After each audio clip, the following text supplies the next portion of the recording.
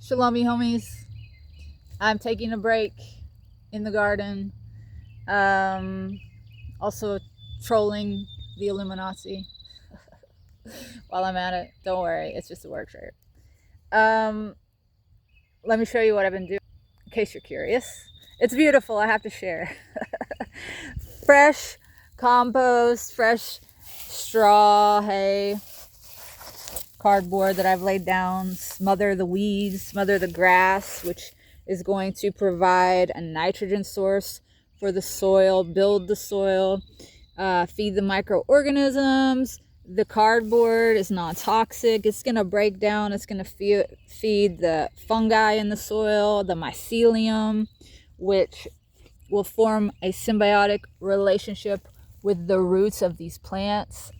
The mycelium will access nutrients and water that the roots of the plants cannot get to, and then they will transport those nutrients and water to the plant, and the plant, as a reward for that, will feed the mycelium sugary exudates that it produces through the act of photosynthesis. So the fungi, the mycelium, and the plants have a symbiotic relationship.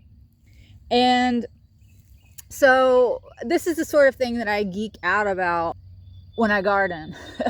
All of the cool little symbiotic relationships that you find in nature, and you start to realize how all of life is working together behind the scenes, actually right in front of our faces, but I say behind the scenes because we're ignoring it. We're over here doing our own thing. So it's behind the scenes insofar as what we're focused on. We've decided to do our own thing and take ourselves outside of the circle of life and the food web.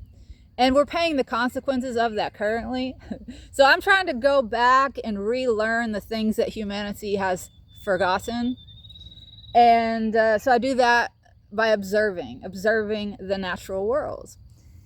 And I was sitting here thinking about like all the different kinds of plants that are in nature and the diversity found in nature. And diversity is in nature for the sake of supporting life. Everything that you see in the world in nature exists because it is supportive of and conducive to life going on and continuing to evolve. Those things that are not supportive of life, that don't work out well, they cease to be. And right now we're in danger of ceasing to be because the way we're behaving is not supportive of and conducive to life. So diversity. Don't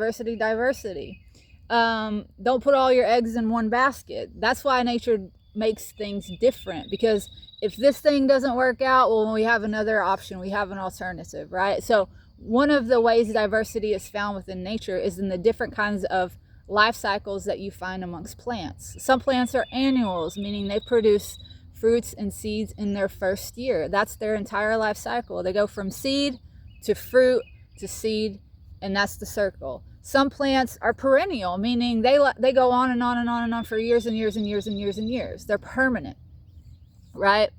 Permanent in that, I mean, eventually they'll go back to the earth, but they'll live as long as they can. And then there's biennial plants, which means their life cycle is 2 years. And that means in the first year they produce roots and stems and leaves, but they do not produce fruits or seeds until their second year. And you'll see diversity amongst the seeds that are produced, right? So like, let's say an apple tree. If you take the seeds of an apple tree, every single seed in that apple is going to produce a different type of apple when you plant it. Seeds from the same batch, the same apple. If you take a Granny Smith apple and you take seeds from it and you try to you grow an apple tree in your yard, you're not going to get a Granny Smith apple. You're going to get probably some weird, funky apple that doesn't taste that good. In order to actually get a Granny Smith apple, you have to trim off a branch from that tree and graft it onto a rootstock. But nature does that because the genetics, the characteristics of each tree are a little different, which means that if a pest comes in and one tree and its characteristics is susceptible to being attacked by and killed by that disease, well, not every tree is, because they have different strengths and weaknesses. Human beings are the same way. There are certain plants that produce a batch of seeds, and some of those seeds have a harder coat on the shell. And the reason that is because they can overwinter and live through harsh conditions. That way, if something happens in the springtime that kills off the other seeds that were made at the same time, then the life cycle of that plant doesn't end completely. It's a fail-safe. And humans are like that. Like, right, some of us, we bloom later in life. I'm a late bloomer. They're like most of the people that I grew up with that are my age, you know, they did the whole thing of like going straight to college and then getting married and buying a house and having children, and they're on track, as the track that society has laid out if you want to be normal. And then there are us weirdos who are like the hard seeds, who it takes us a little bit longer. We kind of hold back, and we're a harder nut to crack, you know, like we don't quite get it. But the whole time we're accumulating wisdom as we observe the ones who came before us that sprouted and bloomed before us. And look what's going on in the world.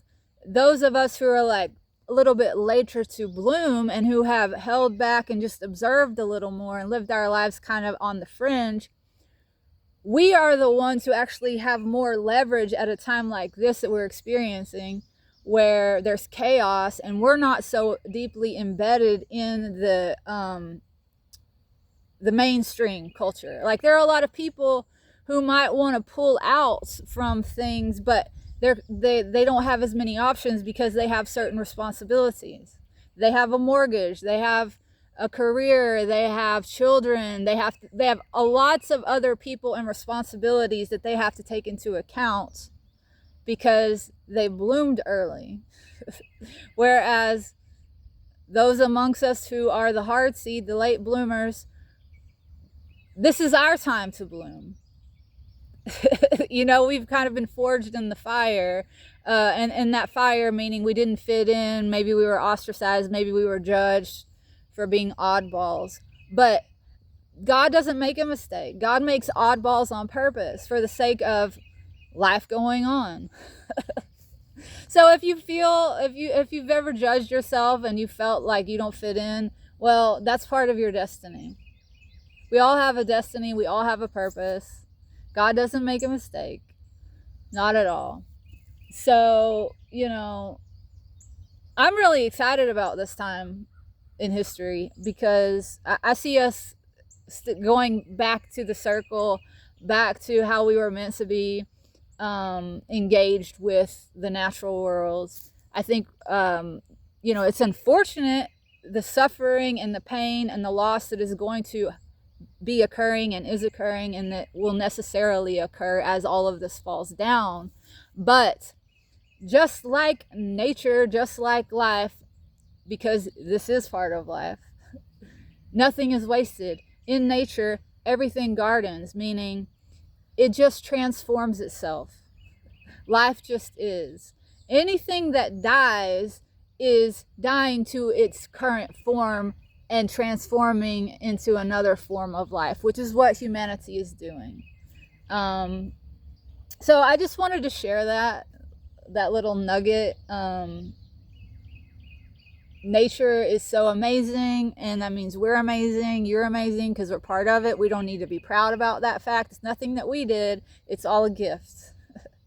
Because our Creator loves us. Our Creator is love. We were made in that image. That means your essence is love. And if you will just surrender to that, if we will just surrender to that, we will find harmony and peace and joy.